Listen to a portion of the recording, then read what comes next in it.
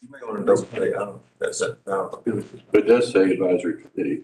You can sign in sheet. Well, I think we're gonna try to get started just in the Correct. respect everyone's time. Welcome to the ARPA Affordable Housing Advisory Committee meeting.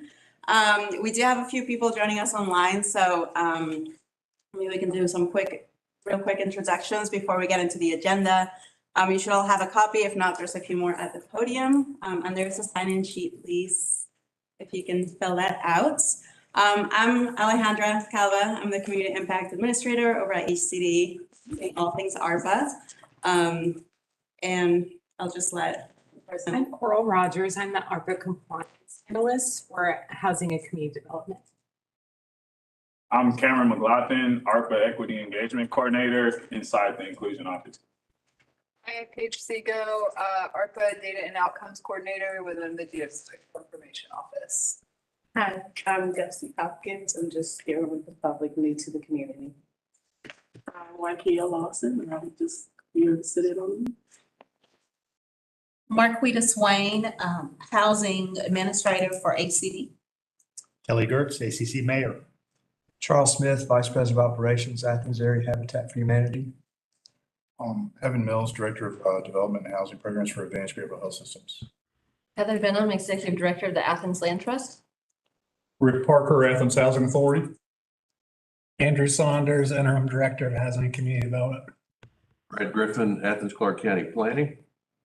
Broderick Flanagan, Chair of Economic Justice Coalition and Neighborhood Leader for Family Connections.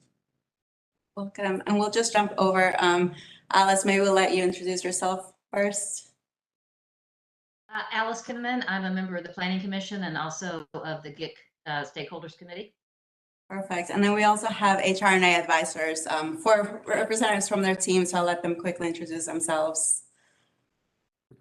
I'll lead off. I'm Philip Cash, partner in HRNA out of our DC office, and very sad to not be there in person right now. Vidhi? Yeah, thanks. Echoing Philip's thoughts. My name is Vidhi Garg, and I'm a principal at HRNA based in Boston. So I'm Sophie Danish. I'm a research analyst at HRNA, and I'm based in our DC. I'm Austin Amendolia. I am an analyst born and raised in Carrollton, Georgia, but based out of our Raleigh, North Carolina office. Perfect. And I just have to say real quick, my first post-PhD job was teaching English at West Georgia University. So I know Carrollton. Nice. We're all connected. We're all about connections. This is being live streamed and it's being recorded. So just watch what you say if you don't want it on YouTube. So that we might have other people just watching us as we go along. Before we get into the real meat of the meeting, which is going over HRNA's proposed plan on how we're going to tackle the strategic plan, we just have to approve 4 meeting minutes since April. I do have copies of them. If any of you want to see them, I can pass them around. No? Or if not, if someone could, we need to do a motion, right? Yeah, who wants to do a motion? I move acceptance of items A, small a, B, C, and D. I'll second. Thank you. All right, so they've been approved and accepted. So now I'm just gonna let HRNA just jump in and kind of walk us through what they've got planned for us. There is an interactive element to it, so you'll see if you want to pull out your phones, there's a little interactiveness to it. Yeah, it's all yours, Vidhi and team. Great. So we will start by, so we put the other presentation as we go through this. Please feel free to stop us and interrupt at any point. As we said, we're going to use something called Mentimeter, which will talk you through. Hear him that well. I don't know if I'm getting old. Something we can talk you through. And I started gaslight you and say I could hear it perfectly. Thank you. No, but I can't. It's a little Put up like notches if it's my TV. Works better. Can you all hear me? That's much better. Thank you. Movie sound quality. Yes, there you go. That's ground. Can you all hear me?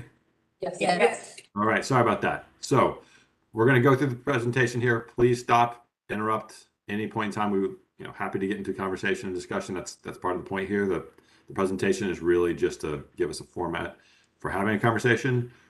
As described, we're going to use something called Mentimeter to help get your feedback and help make sure everyone gets a chance to weigh in and give their opinion. We'll talk through how to use that in just a minute. If it doesn't work for you, then just talk or write things down and we'll collect up notes. We can go the old-fashioned ways, but it can also be helpful. Next slide, please.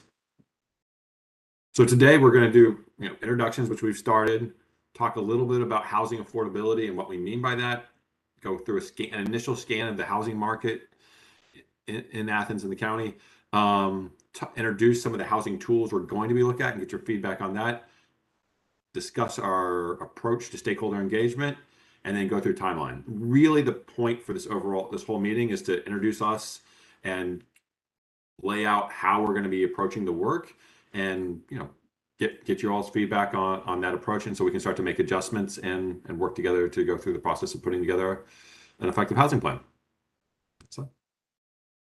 So introductions. I think this was already described previously, noted a couple times, but if you can go to a website right here, Menti, MENTI.com, we're going to put up a series of numbers on different slides, and there'll be a question, there'll be a chance for you to answer the question, and it'll actually pop up on the screen and everyone will get to see it. If you have issues or challenges when we start to do it, don't worry about it. We'll be here to help explain it, and we can always just talk it through. It's just helpful to have them all up on the screen so that people don't talk over each other. Next slide. So we all introduced ourselves quickly already, so I won't spend too much time on this. You'll get to meet us in person at the next event. Next slide. So instead of we're going to try to take a chance and see if we can get Mentimeter to work for everyone and see how this goes. So you'll see a number at the top, 67 11 44 08. So if you were to go there, go to Menti.com and enter that, and there would be a chance for you to actually answer this question and then say what your top priority is for the housing plan. I'm not sure why it says exercise, but for the housing plan. So we're actually working on what do you actually want to get out of the housing planning process? What would you like to see come from that process?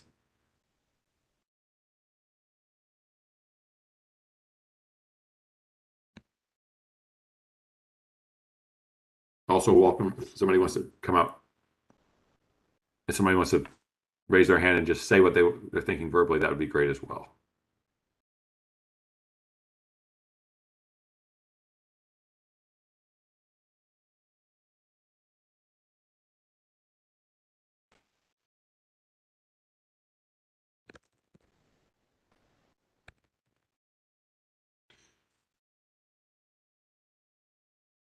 So got a couple here and read up.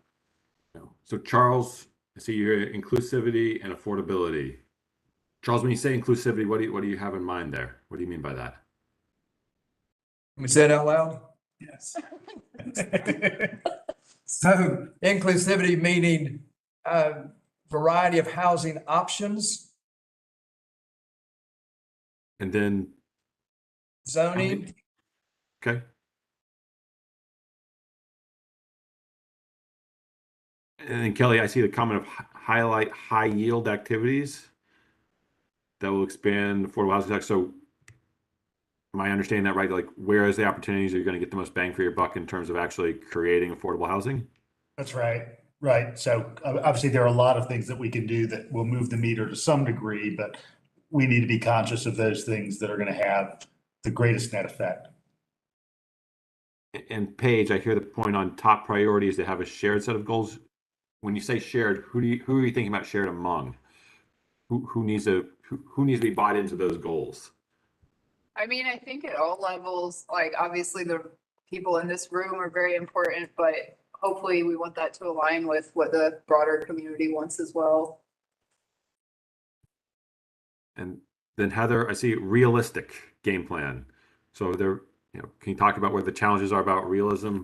At least I think part of it is identifying the resources that we currently have And probably it takes outside experts like you all saying how far that money really goes to create units. Because I think right now there's a mismatch between people's expectations of outcomes and the resources that are being put toward this problem. So maybe not a grasp of like how much it takes to actually make this work. I think that's definitely something we can speak to and start to address.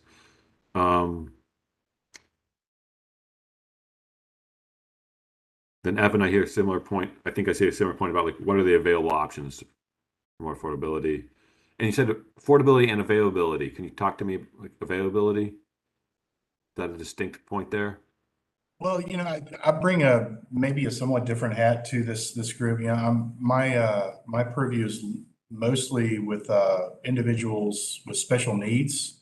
So I'm also very interested in affordable rental housing, not simply home ownership or workforce development housing. So the availability here locally with affordable rental housing as well. What options we have, and what options we have in order to increase the availability of those rental units. That's helpful. I mean, I think we will look at both on the affordable, on the rental side and the ownership side, and frankly on more the supportive side. And then Rick, a comprehensive strategy to drive affordability and create new approaches throughout the community. So that's really what you like. That's what you're hoping is going to come out of this planning process. Is that right? Yep.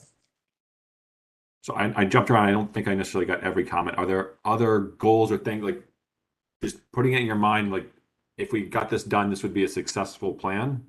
What I hear is like it's got to be realistic. It's got to have buy-in and absorption. It's got to understand what our resources actually are. Are there other things folks would add in terms of like what success would look like when we complete a housing plan for Athens? It's one thing is that it'll transcend just this moment in time and kind of think about the next 5 and 10, 15, 20 years. Okay. So it's ongoing, acknowledging it's an ongoing process. We're so don't close out a Menti because we're going to ask you more questions throughout this. And if you have troubles with it, just, we'll still get to talk, but it's helpful for us because one, it records it, and two, it gives a chance for everyone to lay out and see what everyone else is saying. In terms of goals and what we want to get us, we're going to keep coming back to that throughout the planning process. So this is just the first time we're going to have this conversation. Many, many times this question will come back up about what we're trying to achieve and why. And next slide. So in terms of how HRNA approaches housing plans and strategies, I want to just talk about who we are. So we're relatively unique in that we do plans and strategies with local governments across the country, a lot in the Southeast, but all over the country, all different kinds of market, El Paso, Texas, Fargo, North Dakota, Stamford, Connecticut, Memphis, Tennessee, Raleigh, North Carolina, Atlanta, Georgia, all kinds of markets. So we do plans and strategies to help folks understand what's happening in their market, what can be done to address that, what's within their power. We also design and run almost anything you might recommend out of a housing plan. So we design inclusionary zoning plans and run them. We do gap financing for low-income housing tax credit program projects. We do sale of public land to create affordable housing. We do, changes to land use to allow, duplexes and triplexes in normally single-family neighborhoods. Almost any, we do emergency rental assistance programs. We do tenant opportunity to purchase acts. Almost anything you might recommend, we've designed and worked on. We think that generally makes us better at designing plans that are actionable and realistic and are feasible given a community's capacity and frankly, what's legal. The state legislature of Georgia, even if you don't always love them, has a significant say in what can be done. And so we have to figure out and understand those. And then we do transactions. So we actually underwrite deals when public funding is being invested. We work with nonprofit and for-profit developers to build projects. We work on the redevelopment of public housing sites. So we understand, we have a good grasp on how expensive it is and how complicated it is to actually build and preserve affordable housing. And so we work it from the strategic level all the way down to the nitty-gritty of negotiating loan agreements and documents. And generally, we think that makes us better at what we do and having impact. Next slide. As I said, we work all over the country, all kinds of markets. Yeah, but this doesn't really reflect it, but actually skewed a little bit heavily towards the southeast. Next slide. In terms of what we're trying to do with the affordable housing strategy here for Athens and Clarke County, it's really first get on the same page and evaluate evolving housing needs. So what are the housing challenges in the market, and make sure we have a shared set of facts and a shared set of understandings about what's driving those. So if there's a greater need for affordable rental housing, is that because there's been a massive influx of population? Is that because rents are growing a lot faster as a result of competition for housing? Is that, is rents growing because there's a change in ownership structure?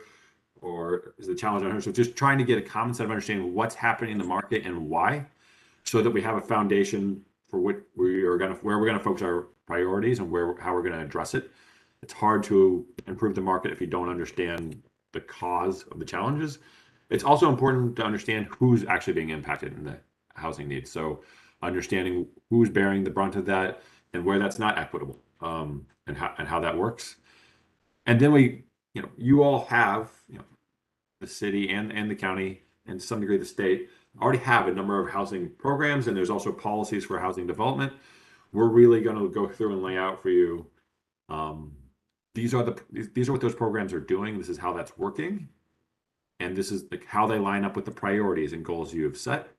And then we're going to put together a set of recommendations for how you might invest funding, where you might change the policies to have the greatest impact based on market conditions, the existing programs you have in place, and your priorities, whether we're focusing on home ownership or rental housing, or one income level versus another, or one section of the county or the city versus another. And so the priorities that we end up laying out, how to achieve them best. And so ideally we come out of this with shared understanding of the market, agreement on the programs, and understanding the programs and policies in place, and then a set of actionable investments and steps that can be taken. Next slide. In terms of just general timeline and process, we started a little while ago. We've already started doing a market scan and started some conversations with stakeholders. We'll talk about that a lot more during this. We want your advice on who we should be talking to and how making sure we're getting out into the community multiple times, both to hear whenever we think, when we see what we think is going on in the market, we want to go out to the community and say, this is what we think is happening in the market. And they will tell us that we're misunderstanding something, or we're misunderstanding how it's playing out in their neighborhood. That might be true for the county as a whole, but not for their area. And so and then when we get to solutions, we need to be out there in the community, making sure that we're talking about how things would get addressed, and whether that actually lines up with folks' priorities. So we're meeting now. We're going to meet again in January, where we actually lay out a much more detailed market assessment and talk through where we understand what's happening in the market. And then we're going to meet in March, where we go back to you all with a set of solutions and potential approaches, and you're going to give us feedback on whether those make sense. And then we're going to go back and revise it, and we're going to come back to you with a revised set of approaches and more recommendations on how to implement those in May. And that's going to, those, sometimes we make adjustments and sometimes we need an additional meeting, but those 4 points of kicking it off, talking about agreeing on the market, talking about potential tools, and then revisiting the tools and how to implement them are the 4 key conversations we focus on having. Next slide. So you're an advisory committee, and you're somewhat a unique advisory committee because you already existed before the planning process for this strategy out in place. So that, for us, that's a huge leg up, because it means you have already worked together and have already been thinking about these issues and are already invested in it. Often we have, a totally new committee, and we have a lot of, frankly, committee relationships to help build and some education. I think we were going to go through some of that, and my apologies where it's repetitive, but we want to do some of it. But it gives us an edge here. Really, what we're looking for a role is we want your insight. You know your community better than us. You know your priorities better than us. We want you to help us. So we want your opinions and feedback throughout. We're going to ask you lots of questions. We also are going to ask you to help us reach out to folks who don't have the time or are not able to join meetings like this. Obviously, there's a much larger community in Athens and Clarke County beyond those in this room. And we want to make sure we're talking to them both about what's happening in the market and potential solutions. Then we're going to ask you some about priorities throughout this, both the priorities and the strategies we put out. And I already talked through the far right side on the general timeline and the points for the 4 meetings. This is our overall approach. I want to stop here before I go any farther. Just, is there anything you would like to add about how your committees worked previously, or there's any questions you have about generally how the committee how we're planning to do these 4 sessions or approach them? A quick question. On the committee timeline, you've got 4 meetings, but then at the end, you talk about feedback on draft and final strategy. Is that going to happen in the 4th meeting, or is that a follow-up meeting after the 4 meetings?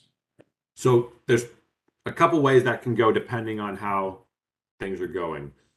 Sometimes we have the 4th meeting, we have a conversation, we come out of there, we feel very good about where we're headed, we're general alignment, we draft something up, we send it around for people to give us electronic comments or written comments on it. Because we still want you to see, like, even if we think we're in alignment, we still want you to see what we write, because sometimes maybe we misheard. Or there is a difference of opinion. Sometimes we get to that 4th meeting, we realize, great, we're making progress, but we need to meet again. In which case we set up another, we don't force something through. We're not going to try to force it through. If we need to have another meeting, we'll have another meeting. Does that answer the question? Yes, thank you. For sure. Other questions and comments before I move along? If things come up, we can always come back and revisit this. This is not designed to be rigid. And frankly, I appreciate everyone giving the time to do this. So this is a fair amount of time, a fair amount of work. All right, next slide. All right, so I'm going to hand things over to Vidya, our project manager, and she's going to talk us through, just again, I was saying some of the basic concepts on affordability, which we always think are helpful for level setting before we get farther into conversation. Can everyone hear me? Yeah. Okay, great. So as Philip said, really looking to get input from all of you on a bunch of different issues. And to begin with, really want to understand from you what are the key county, and where we start to get into the question of what is housing affordability, and the way we think about it is these 2 concepts. The first is what is affordable housing, and we look at any housing that is in and out for you all too. Yes. Yes. All right, I will step in here and we'll see if we can get that sorted out, and we'll keep going and look forward to seeing you all in person at the next meeting. So as Vinny was saying, I could hear, I had a suspicion you guys couldn't hear as well. There's 2 affordable housing is an industry where we have a lot of acronyms. We like to make things complicated. There's an appendix at the end of this, which we'll send out to you, and we'll keep adding to the appendix so you have our glossary of terms. But there's 2 basic concepts. It's like, what is a house that is affordable? So what is affordable housing? And then what is actually affordable to a house? So what cost burdens is the industry term for that, but what can people actually afford to pay? And so we're going to talk about both of those concepts a bit more right now. We'll keep coming back to them, but want to make sure we're all generally on the same page, because if we're not, then a bunch of other things we say won't make any sense. So let's go to the next slide. So there's a spectrum of kinds of affordable housing, and this isn't actually all of them, but it was enough we think it's enough to generally explain. So, we put it on a spectrum here of a level of subsidy or public money that actually goes into it, with the left being less public money and the right being the most public money. So, and it's pretty clear. There are, generally,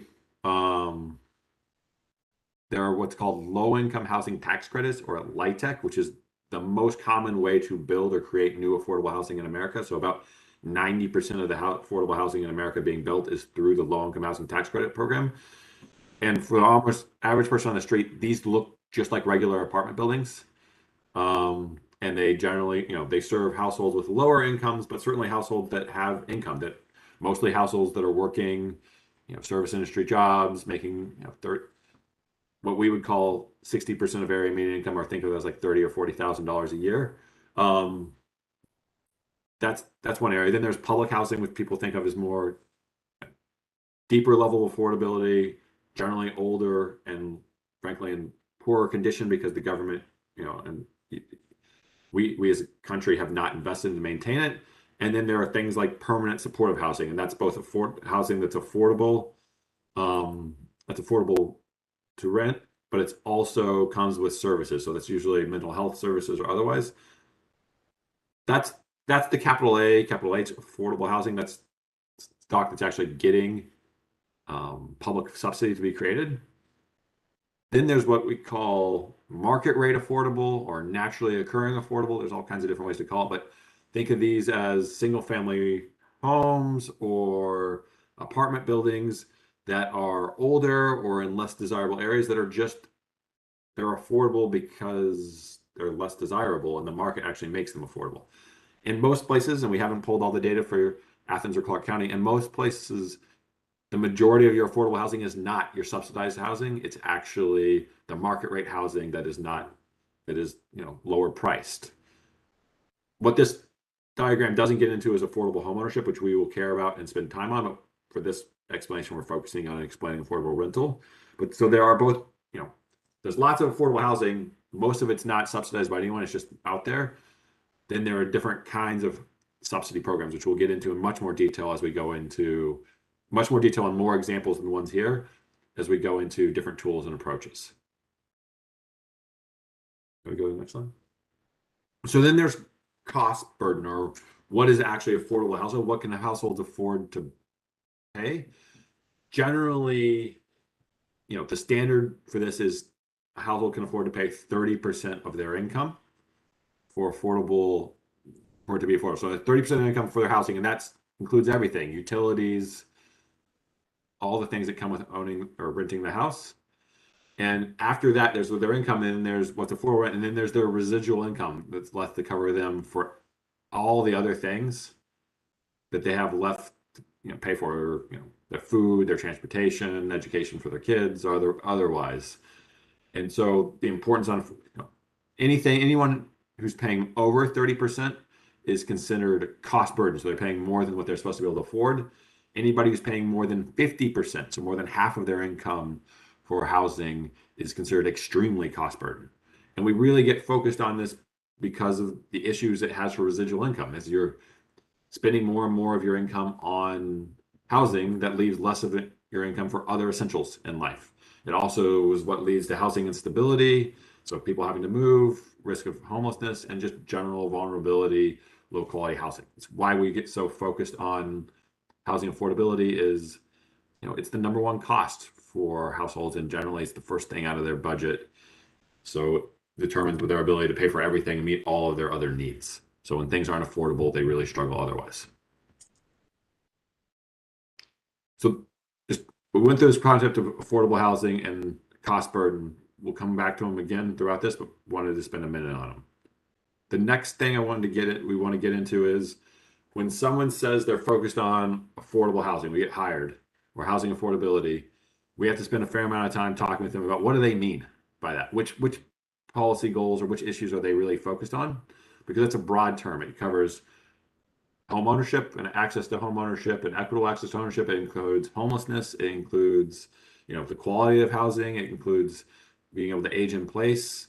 It includes, displacement and people being pushed out. It includes the ability to build wealth. It includes racial equity aspects.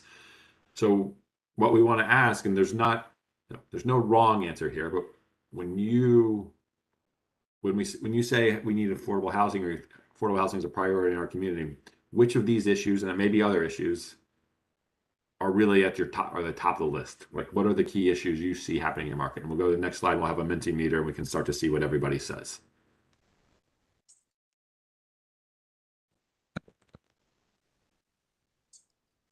And just to add to that, if any of you, want to just speak up and not put it on Menti, please feel free to do that.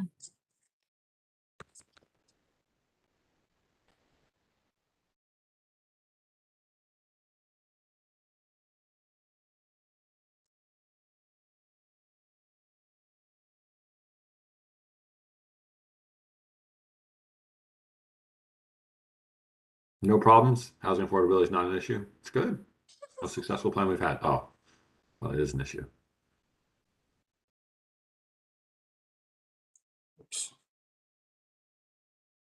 The wrong thing, and it just took me away from that. So, I mean, if you want to say it verbally, it's okay. It's just this is helpful for us because everyone sees it and it helps us record it. But we're also happy to. So, I mean, displacement's got the most. It's at the center right now. But I also see housing quality and different versions of affordability. I see rental. I see affordability. I see affordable rents. I see cost burden, which are, at least when I look at it, different ways to say rents are high relative to income. I think my comment would be is that we need to take a good hard look, and you may be able to help us do that towards determining exactly the need. You know, sometimes you think that you have in your mind that the need is in this area, and in reality, that area is being covered better than you think. And so tying our needs back to actual data-driven what's going on in our communities, and then figuring out the ratio, if you will, of where our efforts ought to be spent, I think is really, really important. Otherwise, you could be chopping furiously on the wrong tree. And, you know, I think we need to get a better understanding in our community as to where the real needs are, and then attack all those needs. We don't just attack any one of them, but we attack those needs in ways that make sense and in ratios that make sense to address the broad categories of needs that are in the community. That makes sense and is generally how we want to approach this. We will, a few slides later, give a very initial scan of some of the initial data we're seeing in the market and give you a chance to say, yeah, that lines up with what I'm seeing, or that doesn't line up. The next meeting in January, we will lay out about 40 slides that get into the market in terms of the challenges of the market, and frankly, also the challenges of the market and where your programs are touching or addressing market needs. And that'll be something that will be the foundation for, okay, therefore, based on these needs and these tools, we need these solutions. There's a couple in here I just want to call out and ask and make sure we're understanding and thinking about. So I saw, diminished local control. That was me. It's a good one. We've got a recent trend of out-of-state large conglomerate type organizations that have been buying up a lot of local rental property and raising the rents, sometimes doubling, sometimes tripling. And yeah, we've lost a lot of control over some of that. And I'm not sure if there's any ways that we can stop any of that. But that's a major issue that we're going through right now. And it's a problem nationally as well. It's not just here. Yeah. Can I add to that just for a second? This is Alice up here on the screen. I think the reason why displacement is the biggest word in this on this slide is because of recent events here in Athens. And that goes exactly to what I couldn't tell who was talking just then, but that it is out of town buyers doing exactly what was just described. And in addition to raising rents, saying we're not going to take Section 8 vouchers anymore. Just last week we had a big fire. So I think that what this community is seeing right now is the really end results of all these other things not being taken care of. I mean, it's really hitting us in the face that if you don't pay attention to quality, affordability, safety, quality kind of go together, then you're going to end up with displacement, and that's where the crisis is. So I just wanted to get a little bit of that context there. And all of that is against the backdrop that Athens-Clarke County is 158th out of 159 counties in home ownership. We're next to last in the state. 34%. Who are we beating? We're beating Chattahoochee County, just south of Columbus. The other thing about the displacement, though, I'd add is there are the out-of-state investors coming in, but some of what they're buying up are aging LIHTC projects that have hit year 15 or year 20. Yeah. And so what we're seeing is when you don't have long-term affordability wrapped into the projects and those expire, we're seeing the effects of what happens. And a lot of those projects came online between 15 and 20 years ago, and they're consistently flipping. So Yes, but they're also buying some private. Yeah, they are. Too. It's not just that. It's So so the state didn't have any extended use requirements on their tax credits? Not on some of those early ones, those that were 20 years ago, no, and 16 years, no.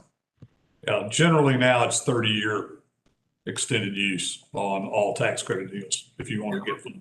Well, I don't want, so we can flag this and come back and ask you all. So 2 things. Alice made a point, and again, I'm sorry to not be there in person.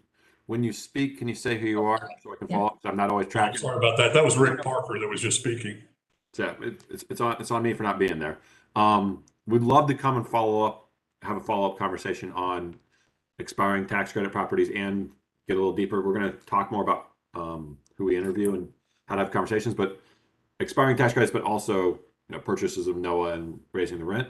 You're right. Both of those things are national trends, and there are limited things you can do given state law, but there are things we can do, and it's important to understand.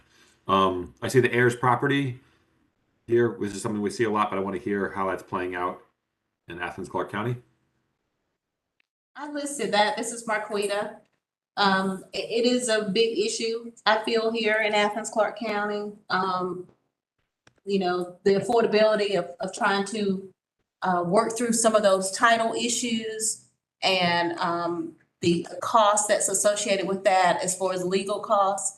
It's been very, very challenging for a lot of families to do that. so one of the ways it plays out too, I think, is the families that have heir or title issues, they can't access federal funds to do emergency repair or weatherization or improvements so that they can stay in their homes and keep their homes. And so those are the homes that are flipping, and families are losing generational wealth, and it's losing some of that naturally occurring affordable housing stock that's a homeownership pathway for families. Right. Unfortunately, that is something we see in other places too, but helpful to understand. And there are things, yeah, okay, that's helpful. And then I see wages. Obviously, affordability, there's 2 sides of the equation. There's the cost of the house and there's the income. We tend to focus on the cost side, but want to hear, I saw wages come up. Want to ask about that.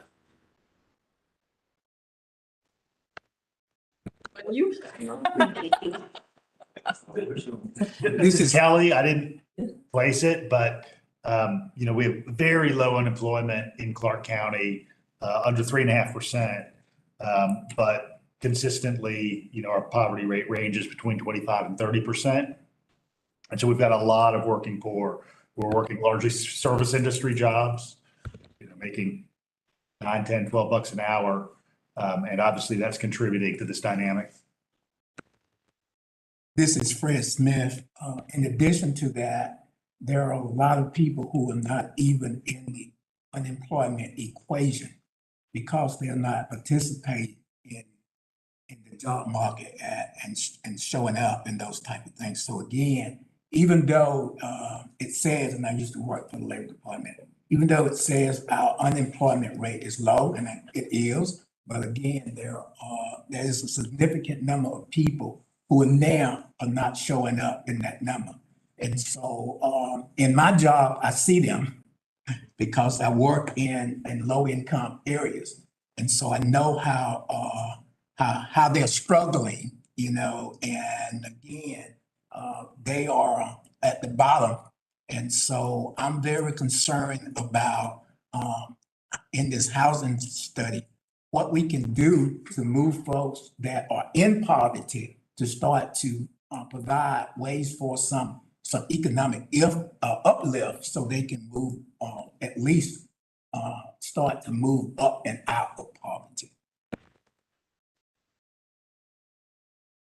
That makes complete sense. And I think as we get into the data, is one of the things we're going to confirm your viewpoint in that poverty seems to be a major driver on the affordability side. And I hear you saying that while unemployment is low, labor force participation for a variety of reasons isn't as high as it, should be or needs to be.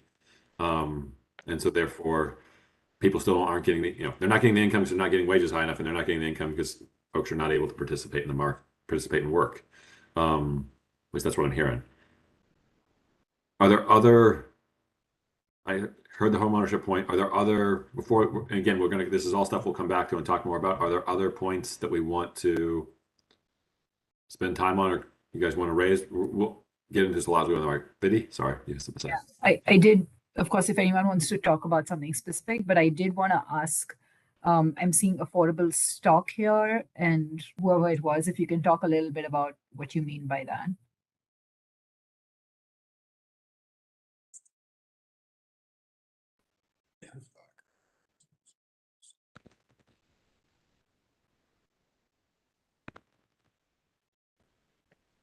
I didn't use that term, but this is Alice, sorry. Basically, for my seat on the Planning Commission, what I can tell is that we build single family and we build student apartments. That's like, the vast majority of our permits. So I think that's probably what this is getting at, is that we're just not building units either naturally or subsidized that are affordable for people that are, maybe they're at 80% of area median income, maybe they're right at area median income, where they're just, there's so many rungs on the ladder that we're not stocking. So that's my take on that. And I might have wrote it, and this is Heather. I think what I was talking about is preserving the housing stock that we have currently that's affordable. I think both in the home ownership and in the rental, we're consistently losing the stock that we have. And so we're not making any ground. Okay, thank you. Yeah, and we'll get into the initial market scan in the next few slides. And that's really where this question was coming from, because we are starting to see some of that in the initial market data as well. Can I ask a question? On the previous slide, there was a little box that highlighted a fact around the number of households making 38,900 or less is 22,600. I guess it's that slide. Is that Athens data right there that you're showing us? Is it Athens or Clarke County? Well, yeah, same difference. Yeah, it's Athens-Clarke County, yeah. Athens-Clarke County. I just think that's worth highlighting for all of us, that there are 22,600 households making below 38,900, and of those households, 80% are housing burdened, right? That's what we're seeing, and we're going to lay this out in much more detail in the next meeting. But yes, that was a takeaway for us. Yep, that's big. Basically, anybody making under 40K, the market is not working for. Thank you. And 22,000 households is we're talking about 50,000 people here. Right. In a community with only about 35,000 parcels. Right. So next, but yeah, I appreciate you highlighting it, and we'll come back to it. Let's go to the just recognizing time. There's other things we want to ask you all the way in on. We should go into the market next slide. We go into market scan.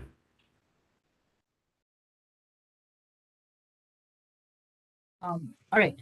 So as we said earlier, we've started to do, analyze what's happening, looking at market data and market trends. And so what we're presenting here is just a few of the findings that we've, few of the slides we have right now. As Philip said, we'll come back to you in the next meeting with a full-blown housing needs assessment. But the idea of putting these up here is, I think we've already discussed some of this. We do have a slide on cost burden coming up as well. And so really to get this discussion going and, to hear from you, are these trends, these 4 or 5 that we're putting up, are they in line with what you're seeing? Are they not? What are some other market trends that you're seeing that we aren't showing here? So to begin with, I think we already talked about home ownership, and, what we're seeing from the ACS data is a decrease from looking at it from 2010 through 2020 is a decrease in home ownership rates across all income categories, and especially, looking right there, pretty steep and this is a wide income range, is looking from 35 to households earning 35 to 150K, where this in the last decade, they're seeing a drop of anywhere from 12% to 20% home ownership rates. Next slide, please. And then at the same time, what we're seeing is when we look at the housing units, we're seeing an increase in renter-occupied housing units. So looking at the green boxes, again, the same time period, 2010 through 2020, whereas 55% of housing units were renter-occupied in 2010, we're seeing an increase to 60% of the housing units in 2020 being owner-occupied. And at the same time, as it relates to the previous slide, a decrease in the number of owner-occupied units. Next slide, please. And then just building on that again, and this is not inflation adjusted, but looking at the number of change in renter households by income, there's been an increase across all in renter households across all income categories except the lowest, under 20K. And obviously this itself raises a whole lot of questions looking at, like I said, what happens if we adjust it for inflation? What is happening with home ownership? All of those things. Next slide, please. And then to the point that we were just discussing a few minutes ago, I think someone had raised the question going back to the number of cost burdened households. Philip had talked about, so anyone paying over 30% of their household income is considered cost burdened. And if it's more than 50% of your income, it's severely cost burdened. And it's not surprising that the cost burden increases as your income is lower. But I think what's telling, if you look at the first three bars, is really the percentage of severely cost burdened households, going back to the point about households earning less than 38,900, in this case, 35,000, you can see that over 8,500 households are paying more than 50% of their income on housing costs. And this is across homeowners and renters. Next slide, please. And then related to that, what we did was parse out the units, rental units available, and looking at them based on the rents themselves. And I think this has come up in previous discussions, is if we look at the first two set of bars here, the number of units available for rent less than $800 have either decreased or just increased marginally. But there's actually a really large increase in units that are renting for over $1,000. And, this could relate to what we were discussing earlier about more, institutional landlords coming in, raising rents, all of those things.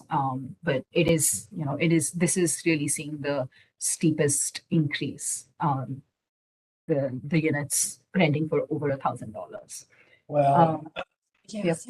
I would add that that's 2020 data, and this market has continued to shift dramatically in the last 2 years. Yeah. I agree completely.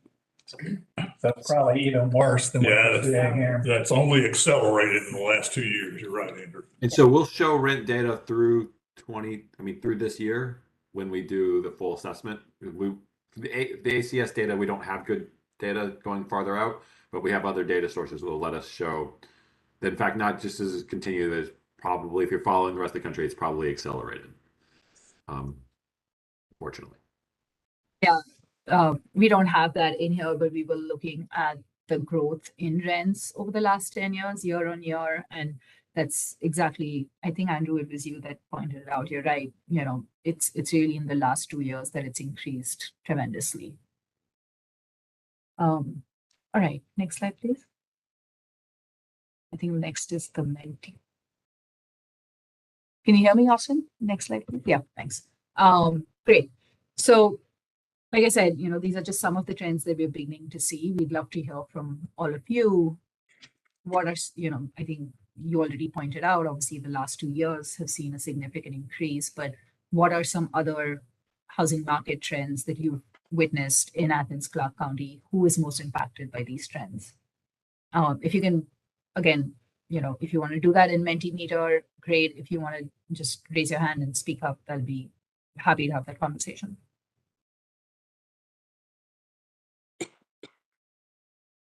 Again, are you ready? Yeah, please.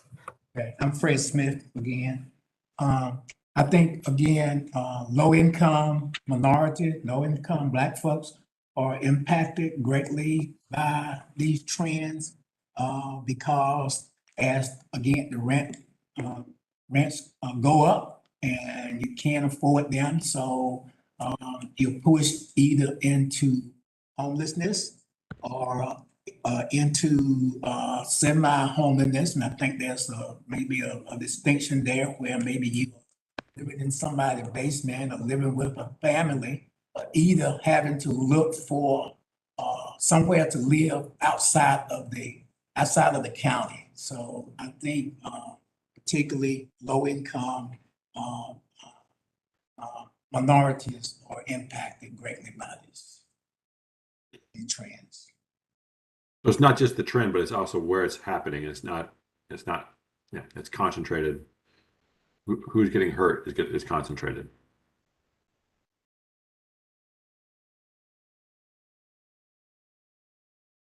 Thank you. Can we just discuss some of these? I'm looking at this comment here on inventory availability over 2K per month for single family. Is that also related in some, actually, I don't want to put words in anyone's mouth, but yeah, can you talk a little bit more about that? I'm assuming that means single family rental, but if I'm wrong, please correct me.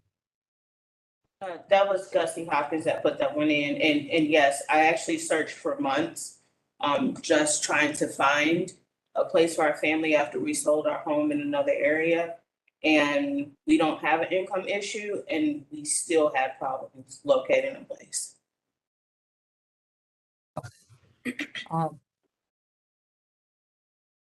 And then this is interesting, the increase in room rental due to how high the rents are. So are you seeing people renting single rooms? Correct. That was also Gussie Hopkins. So we did find that same issue. You would find places, but for example, some corporation or someone has brought a single family home, 4 to 5 bedrooms, and then they're renting them for $700 to $900 a month, potentially either targeting the students or those who just simply cannot afford to be able to rent a place, the entire home for themselves. Yes, this is Rick Parker. Student rentals drive up the cost of housing for families because students rent on a per bedroom rather than on a unit basis. And so if you've got a 4-bedroom unit and they're renting at $900 a month per bedroom, that's $3,600 for a family. That's, the presence of 45,000 students in the community warps the rental market in Athens-Clarke County in ways that non-major university towns don't experience. Yeah, and we will definitely get into that more at the next meeting. I think we can see that in the data. To some degree, we can see that in the data. I'm sure we're not seeing the full picture of how much that is impacting, but the rent by room is certainly something we know is directly correlated. Yeah. All right.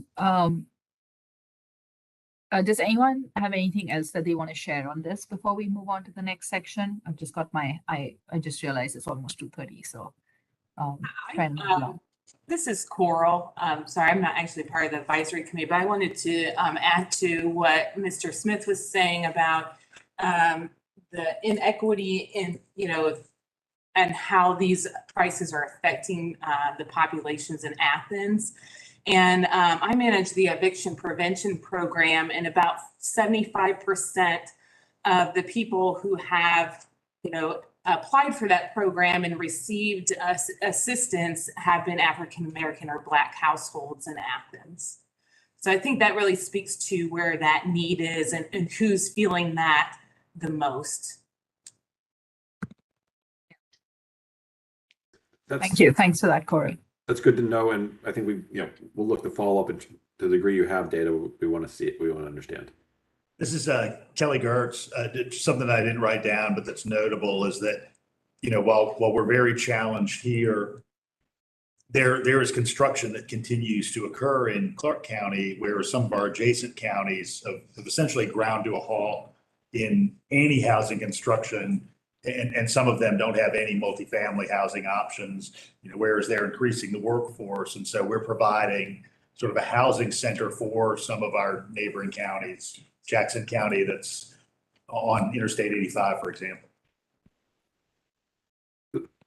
Okay, that's interesting. I was going to repeat back, and we haven't done this analysis yet, but what I hear you saying is the economy is growing in some of the surrounding counties, and they haven't built the housing, so people are living in Clarke County and commuting into other counties to work. Is that okay? That's a good thing for us to look at. Okay. We send out about 40,000 people a day to work in other communities. Truthfully, it's about 40,000 who come in too. So, okay. Yeah, and different dynamics. So like there's a very big warehousing and light manufacturing corridor along I-85, and a lot of employees of those businesses live here. That's helpful. So we can pull some commuter patterns and help start to understand that a little bit better. And can I just add to that? This is Alice up here. What Kelly just said, I think some of that's embedded in a bunch of these responses here, but that puts us in a situation where people that are maybe area median income or 120%, so like the next group up, they're competing for those what should be it's a lack of stock that's causing that part of the problem. But it's putting even more pressure on the affordable housing end of the spectrum, because you've got people that typically would not be competing for these apartments, and they don't have to bring Section 8 and et cetera. So it's, yeah. Yeah, we've definitely seen that in a lot of other markets as well. And, markets such as Athens-Clarke County, which have actually historically been very affordable, but, rents are being driven up really quickly. So, okay, thank you. If I may add too, I'm not on the advisory committee, but there's also a population in Athens of immigrants and persons who don't have documentation, and some of these housing subsidies and programs aren't even available to those populations. And they are also included in some of this overall numbers of people looking for housing and being displaced. And we're not really providing adequate solutions. In my day job, I run into a lot of these families as well. I think what Rick said about this being a university town should get a little more emphasis here, and the impact of that on renters. And so I just have a question in your study. Will you look at that, and will you look at what maybe other universities, community may be doing to kind of mitigate some of this? Yes, we will look at that. We also worked in other universities. We work in other university towns. I won't say that it always works out great, or any of them I think have particularly wonderful solutions, but we can look at a broader set of case studies, and we are going to look at something there. There's something there. I think looking at and understanding the impact of students, the impact of faculty, and frankly, and I don't know this is true for UGA. We've not looked at any of the numbers yet, but it's something we've run into other places, how their wage structure shapes the wage structure for the region, and how they and how that interacts. We work in Charlottesville, we work in New Haven. Both of them have large universities, and there's both a population pressure on the housing stock and frankly a wage setting role that they play. Yeah, the other thing to remember about Athens-Clarke County is its small geographic size, which means that what you get sometimes, just looking at the university effect, is the students soak up the rental housing in the community, but then you don't get a corresponding bump from the staff who then live in the surrounding communities. And so they're outside the communities and not bringing the upper end housing to the market in the same way that they're affecting the lower end too. So we've got a unique set of circumstances. We're so small that there's no penalty for living, not much of a travel penalty for living outside the county and commuting in. And I think the mayor was just saying a minute ago that there are 40,000 that go out, but there's also 40,000 that comes in. And, you know, oftentimes those 40,000 coming out are the low income individuals who are going to work at the places like Kelly just described. And then the people who are coming in, on the other hand, may be living in higher end homes on the outside of the community and coming in. So you've got that factor going on as well. So geographic size and the migration pattern, not just the number coming out and in, but what is the economic makeup of of those people who live outside and come in versus the people who live inside and go out. This is Charles, and also in related to the geographic size is just the fact the university owns so much property, so there's less dirt on which to build. And with green space in certain areas that we continue to want to preserve, there are less and less options.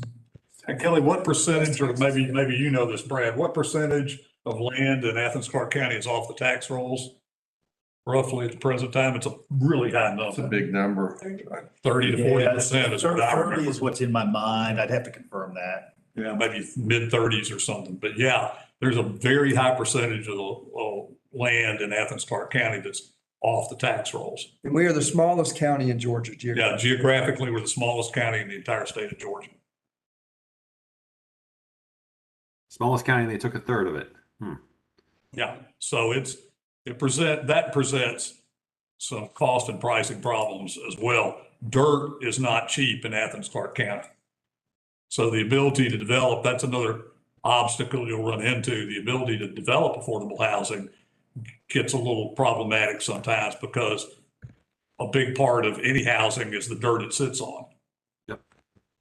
So that generally means you have to get denser or go vertical, just anything to increase density to help affect the development of new affordable housing, because you just can't afford to, the land values drive up the overall cost of housing in Athens-Clarke pretty quickly.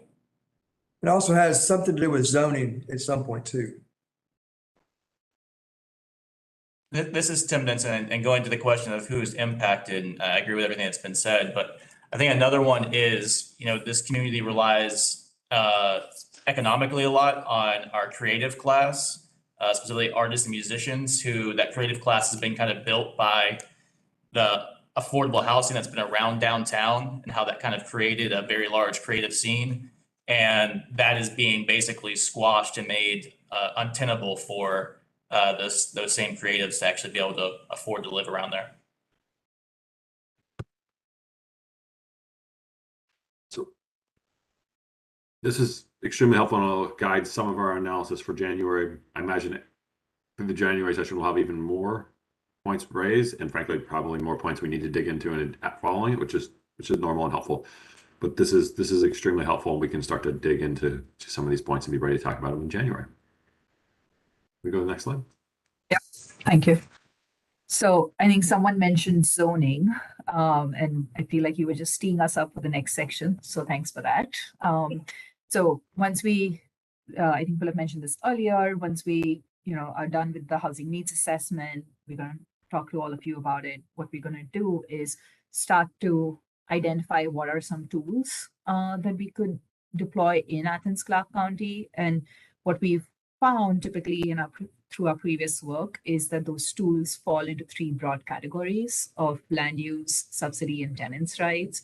And land use refers to, municipal regulations, zoning, and those kind of tools to indirectly improve affordability. And, for instance, it could be by right development or inclusionary zoning. Some of these tools you're already using in Athens-Clarke County. We'll come to that next.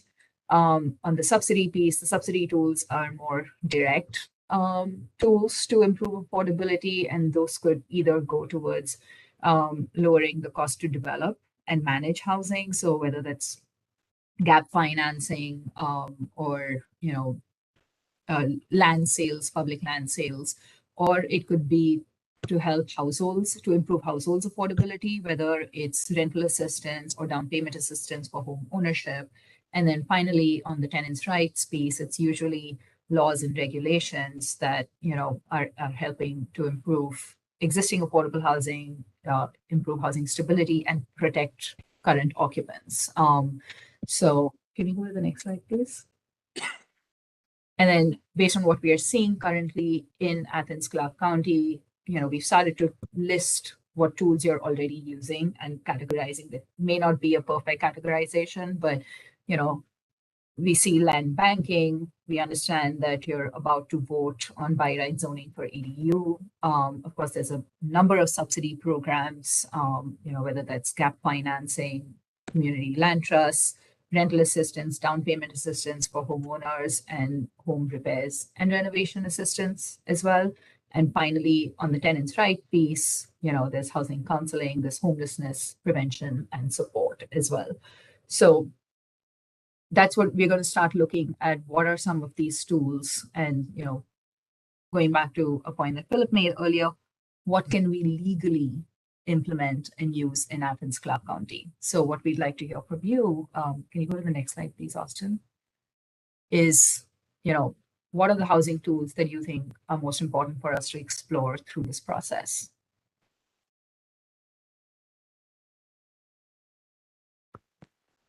Fred Smith again. I think programs that promote and support promote self-sufficiency, that maybe include some type of escrow account so that families can get started and move up and out. I think that's an important part of this. Otherwise, we keep people in poverty because again, the rents are high and they can't afford to even save and do anything towards, thinking about college education and things for their kids. So self-sufficiency programs that are attached to housing programs.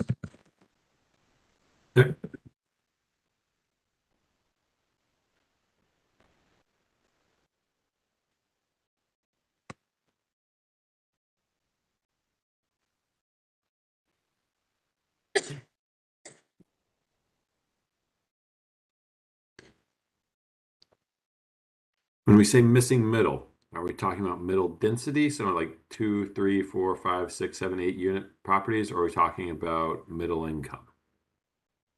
Or both? That would be both. Yeah, the two are tied together when you stop and think about it. So A bunch of increased density here.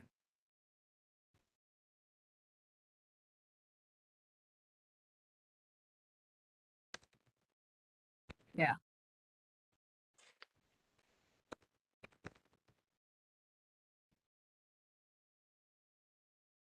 So, I mean, we're in a different college town. We're in Charlottesville, and it's a different market and different sizes, but we are going through a process of creating middle density housing and really ending single family zoning in their community.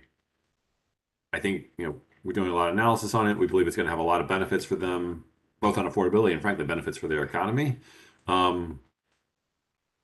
There's also a lot of pushback from the community. Are there conversations about middle density and ending single family zoning already happening in Athens? To what degree has that already come up? More about probably a kind of mid-ground between absolute ending of single family, just by sort of targeted use of some of the tools that you see that I know are under discussion in Charlottesville and have gone through in Minneapolis and Gainesville, Florida, and other places.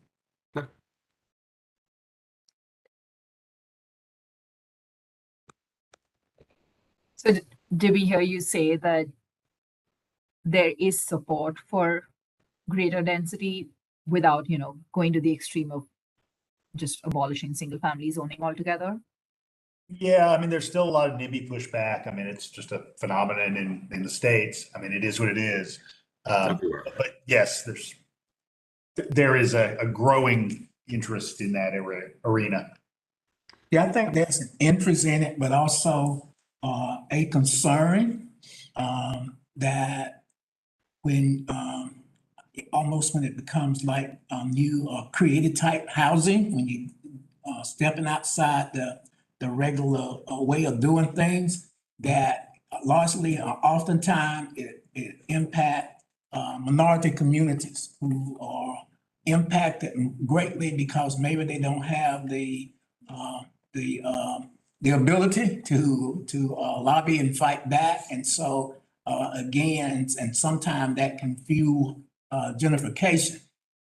But I think when that is not an issue, then I think it's an option. So just on that point, that's 100% what we've seen in other communities.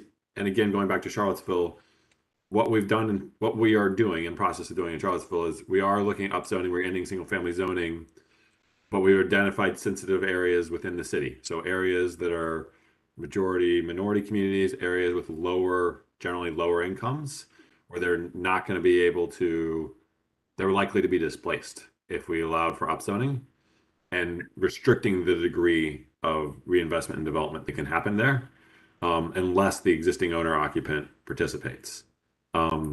So, we acknowledge the tension you're describing, where you want to allow the development and investment to happen, but you don't want it to be the engine to displace residents. And there is a tension there.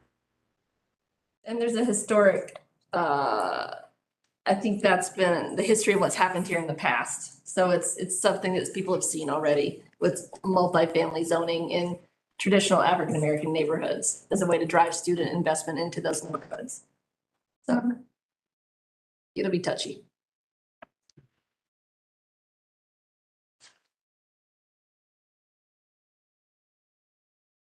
Right, shall we move to the next slide, please? Great, thanks, Austin.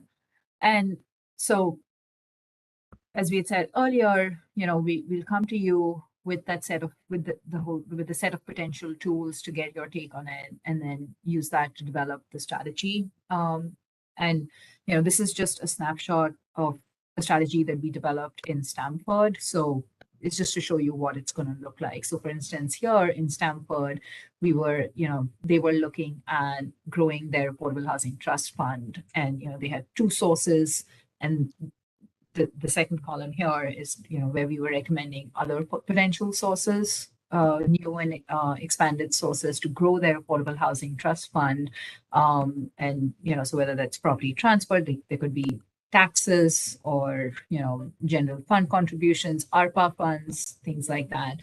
And then really tying that to potential uses of the fund, of the expanded fund. And again, that came from, so for instance, like this kind of conversation, identifying where the need is at, and going back to what someone had said very early on, is really linking, those resources with what we think, in this case, Athens-Clarke County would need. In the Stamford case, for example, they'd identify preservation of naturally occurring affordable housing, or a demonstration program for ADUs.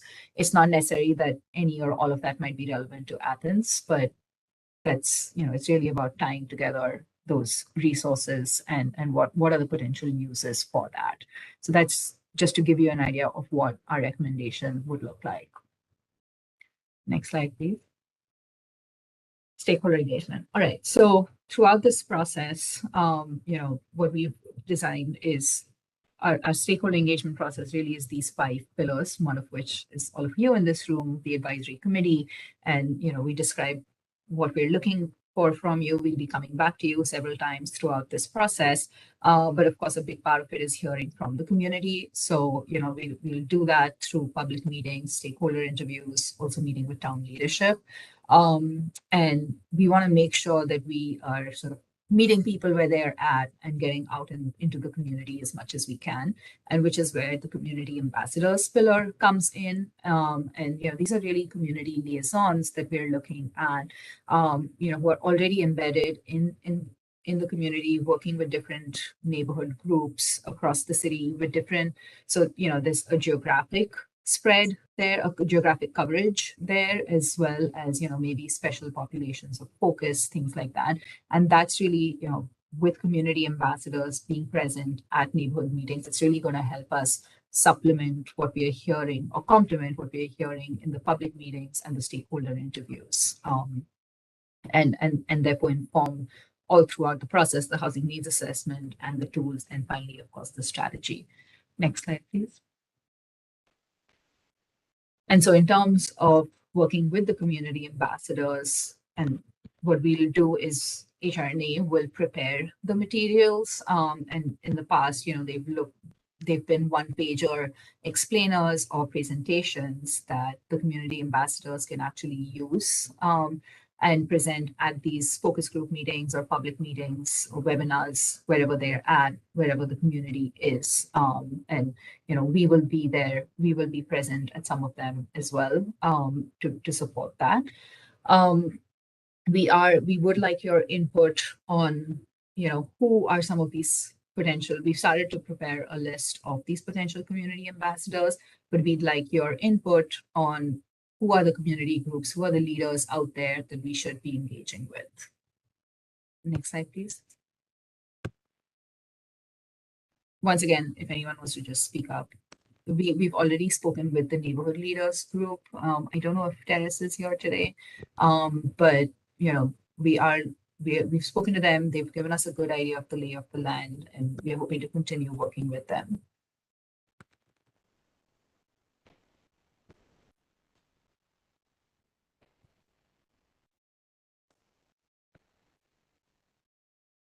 This is Kelly. There is a multifamily managers group that I think meets monthly. It'd be worth talking to them for sure. You get a lot of just sort of good, pretty rich data out of them. You've got a lot of them in the room already with you here today. The Athens Wellbeing Project, which did a lot of data collection over the last 2 years that I know has been missed, that y'all don't have specifically on housing. So I'm not sure if that data has been collected yet, but. I believe there was a report that we have seen, and I think, They're just in the process of compiling the last of the data for release later this month. And so you may have seen past data, but there's a fresh survey that they did, I guess, this time last year that's about to come out in full form now. Isn't that right, Tim? 2 weeks. Yeah. Yeah. So I would definitely we can give you the name of the principal investigator there. I have an email that I can forward. They're going to be presenting their white paper on December 14th at the library that afternoon. And it looks like it's, I guess, I don't see a Zoom option, but if you want to put it in the chat or whatever, I can forward this to whoever needs it. thank you.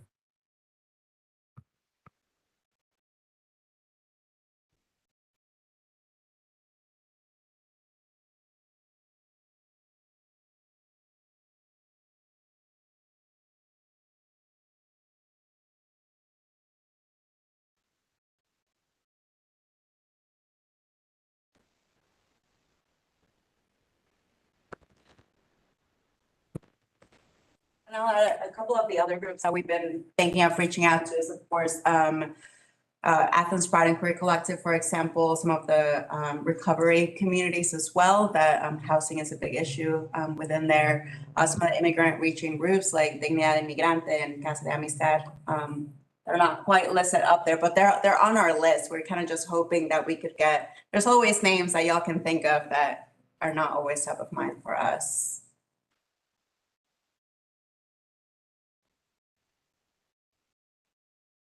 I don't know how to say this, but there may be people whose voices you want to hear, they're not in groups. And so maybe we need to think about, and I would be glad to work with you to set up some meeting with maybe some special groups who could certainly give you some input about many of these issues. Yeah, Fred brings up a good point. Maybe one way to get at that would be to allow for some sort of, I don't know if you're planning on this, some sort of online input session or doesn't even have to be live. I mean, just a way to submit comments, data input, thoughts, et cetera, that would be widely advertised to the community. So that if you weren't a part of a group that this was an issue that was near and dear to your heart, maybe you had some insight or perhaps even some special expertise, you would be able to get input into your process that way. So I don't know if you're planning something like that or not, but you might want to consider it. So we are planning to be able to set up what we're drafting and put it out there and get comment. I also think that's one route. I also think using the ambassadors to share, like, this is what we put together and collect feedback. That way, I think ideally we're doing what you're talking about, is putting it out there and getting people's feedback through multiple routes. Yeah, although I would be cautious about doing it at the end, because things get formed during the process. And once they're formed, it's a lot harder to then, edit and change your final draft report. So you might be looking for a way early on to cast a broad net for community input. And so I think there's at least two places where we want to make sure we get input. One is when we have, this is our understanding of the market, the challenges in the market. Make sure that, because otherwise you're right, we'll be pointing towards the wrong problems, or we won't see something, or we won't understand who's really being impacted, which we're hearing a couple of things too. So that's one place. And then the second place is, here are the set of solutions that we're looking at doing. And we're looking at strategies moving forward and making sure that people have a chance to weigh in, before we start to lay out those in more detail. So yeah, as long as there's a couple of points along the process before you get to final report, I think the final report will be that much better by reaching out to the community and allowing for community input. That makes sense, and is also, frankly, the city, I mean, you all were pretty clear about that in the contract that we needed to be doing it. So we're planning to do it, and I don't think you've made it optional for us. Good. Well, our citizens have been doing it for a long time, but particularly heavily during the last 3 years of the pandemic. Our community, which is very big on community input, has had to move to online strategies there for a while. So it's not like our residents aren't used to using those kind of mechanisms to weigh in. And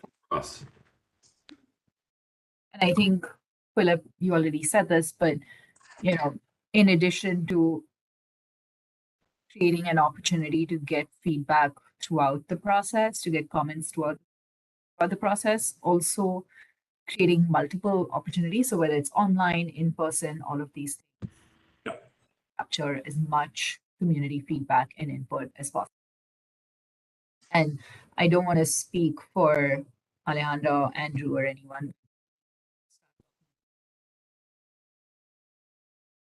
You suddenly went mute. Your microphone just muted. You didn't want her to speak for you, did you? Right, we took care of that. That's what you said. All okay?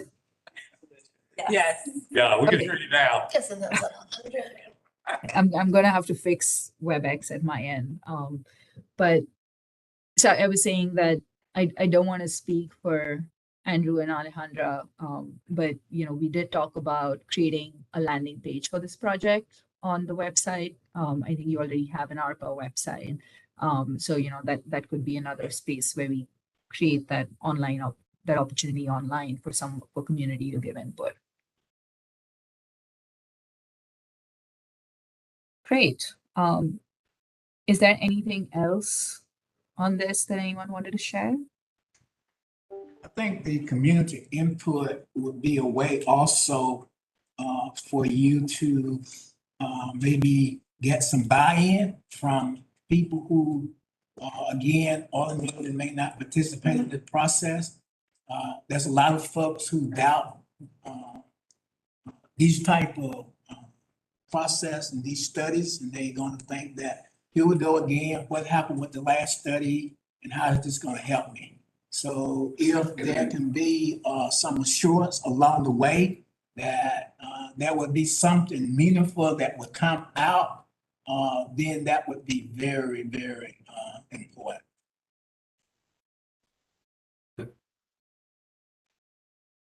That's clear guidance, and I think that's something we can do and something we need to be, you all have asked us already to do in the scope in terms of engagement, making sure that this is meaningful. I will also say you all said at the start, in terms of, feasible, actionable, there's a heavy focus on making recommendations and identifying things that can actually be done. So hopefully we can lay that out and be a good place to have a conversation about where we can have impact and actually benefit households. Good. Recognizing we have 3 minutes, we should move along so we keep you guys generally on schedule as it is Friday. We have Friday afternoon, yeah. And actually, I think we've done really well on time because this is our last slide. And just to reiterate what we were saying in the beginning, this is our first meeting here in December where we've generally talked about approach. We're very thankful. Thank you all for your participation, for your input. This is going to be really helpful as we go along doing the housing needs assessment and analyzing market trends, market data, and we'll come back to you in, I think, roughly January with a more detailed housing needs assessment, and then again have a conversation with you on that, and then following that in the few months after, discussing the tools and then finally the strategy. So yeah, that's where we are at. And thank you, everyone. I guess we have 2 minutes left if anyone wants to share anything else. Could you put up the last slide for just a second? I wanted to jot down the topics for each one of those meetings. Sure. Yeah, we'll be including a PDF of all of these slides with our minutes and we'll have access to them. I do have a question. Right. Okay, thank you. They were saying that the she's gonna put the link into where the information was for the upcoming meeting on the 14th. Yeah, and I can help you figure out that. Okay, thank you. Websites, yeah. If there's no other questions or comments, we can close the meeting. We'll follow up with, again, an email to everybody with minutes, this deck, and then any other follow-up. Yeah. Can I offer a non-related update? So I think. Should we close out the streaming? No, it's part of general business. I want to hear. So thank you all. Just for the group, because we've been involved with ARPA, I think you all saw Assistant Manager Jones's email about the additional contribution that's being reserved for the North Downtown Athens project. Also next Tuesday, the 6th, there's going to be an Mayor and Commission work session presentation about staff recommendations for how to deploy a little over $5 million of ARPA affordable housing project funding. And then if the schedule holds, the Mayor and Commission will be voting on that on Tuesday, the 13th. 13th agenda setting.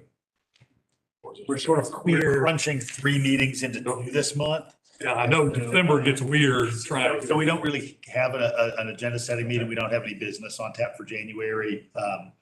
But given that we'd had a lot of work session activity through the autumn, we sort of pegged first Tuesday, and we normally just do a voting meeting for a couple of work sessions, and this is one of them. So you'll skip the January 20th. No, I meant the January voting meeting. December 20th, we're not having a meeting. And then first Tuesday of January will be for installation and. That's a real brief agenda usually. Yeah. Okay, yeah. So you're sticking to that general trend. Okay. Total $11 million for affordable housing for ARPA funds. Minus.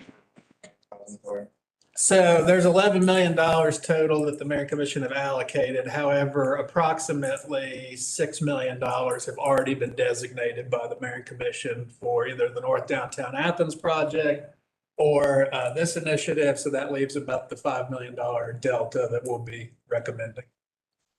That's next Tuesday at what time again? So I think it's actually gonna start around 5. I'm told will be the second item, so let's say 5:20, 5:30. It will be on YouTube like all of the other county initiatives. Just move the slider back to, you can see Andrew's smiling face. Any other items before we close it? Okay, well, thanks. Thank you. Thanks, everybody. Thank you. Thanks to our online folks.